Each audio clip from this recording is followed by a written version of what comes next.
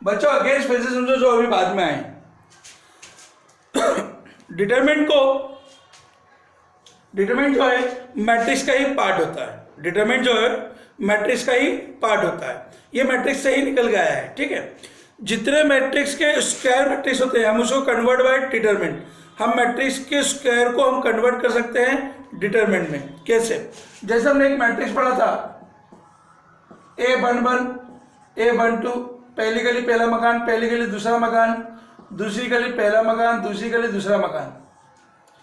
ये है square matrix. Square matrix मालूम है 2x2, जिनका ऑर्डर फॉर्म जो होता है सेम होता है, एम और एन दोनों सेम होते हैं।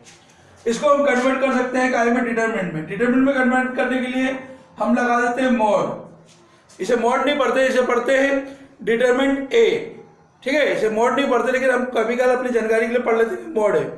तो डिटरमिनेंट ए, अगर हम इधर डिटरमिनेंट लगाते हैं तो इधर भी लग जाता है।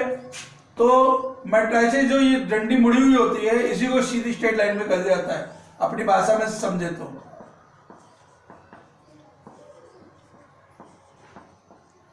ये होता है डिटरमिनेंट। तो मैट्रिसेस को कन्वर्ट बाय डिटरमिनेंट, तो मोड लगा के दोनों साइड डंडे खींच देते हैं, मॉड्यूल्स कंप्लीट हो जाता है। अब बच्चों मैट्रिक्स का सॉल्यूशन जो होता है अरेंजमेंट होता है। एक अरेंजमेंट है मैट्रिक्स का, जो सॉल्यूशन होता है वो अरेंजमेंट होता है। वो एक रूप से दूसरे रूप में कन्वर्ट होता है, उसमें सिंगल डिजिट में कभी आंसर नहीं आता। डिटरमिनेंट हमेशा सिंगल डिजिट में आंसर होता है, इसलिए इसको सिंप्लीफाई किया जा सकता है, इसको हल किया जा सकता है।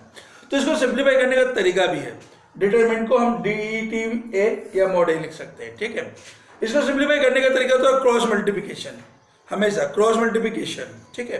क्रॉस में मल्टीप्लाई होता है, पहले ऊपर से सीधे आता है ऐसे, मल्टीप्लाई की जो निशान लगाते हैं कैसे लगाते हैं अपन? ऐसे और ऐसे लगाते हैं, उल्टा कभी नहीं लगाते, इसलिए ध्यान रखना। तो मल्टीप्लिकेशन के साथ भी चलना है। पहले आएगा A11 है ना, A22, A फिर इंटू जाएगा A21 A12। ये देखो A11 का इंटू हुआ A22 से, माइनस A21 का इंटू हुआ A12 से। क्लियर है? एक एग्जांपल देके सवाल बताऊं तो एक मॉड दिया हुआ है 1 2 -3 4। अगर हम इसको मल्टीप्लिकेशन करने का तरीका क्या बताया मैंने? 1 का इंटू 4 से, 1 का इंटू 4 से, माइनस 3 का इंटू 2 से, -3 का इंटू 2 से। सॉल्व दैट, 4 1 जा 4 और 3 2 जा 6, माइनस माइनस प्लस 8 गया 10। समझ में आया सबको? अभी जो बाद में जुड़े हैं? Yes sir. ठीक है, रफ कर दूं ना? Yes sir. ठीक, यस सर। Yes sir. ठीक।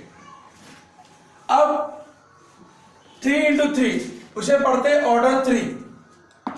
जैसे कभी बोलते हैं कि डिटरमिनेंट है एक ऑर्डर 3 में, ऑर्डर 3 में इसका मतलब होता है 3 रो 3 कॉलम, 3 रो 3 कॉलम। इसका मतलब होता है 3 रो 3 कॉलम। जैसे एक डिटरमिनेंट दिया हुआ है, देखिए ध्यान से समझिएगा। मैट्रिक्स के फॉर्म में अगर मान लो दिया है A11 A12 A13 A21 A22 A23 A31 A32 और A33। तो अभी डिटरमिनेंट की बात करते हैं, मैट्रिसेस वाले टॉपिक पर भी और आएंगे अपन। ये डिटरमिनेंट दिया है 3 रो 3 कॉलम। देखिए 3 रो है, 3 रो 3 कॉलम, ठीक है। समझ आया बेटा बच्चों? Yes sir. ठीक। अब इसको सिंप्लीफाई करने का तरीका तो ध्यानपूर्वक समझिएगा।